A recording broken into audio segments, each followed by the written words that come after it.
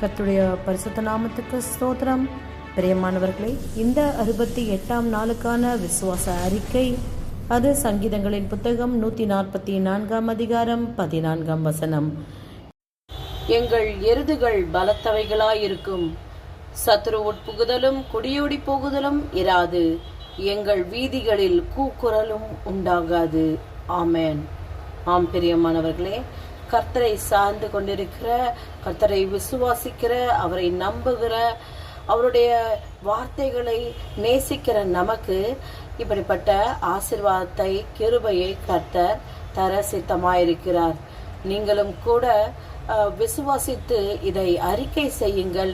நிச்சயமாகவே முடிவு உண்டு, உன் நம்பிக்கை வீண் போகாது என்ற வார்த்தையின்படியே நம்முடைய விசுவாசத்தை கர்த்தர் கனம் பண்ணுவார். விசுவாசித்து கிருபையை பெற்றுக்கொள்ளுங்கள்.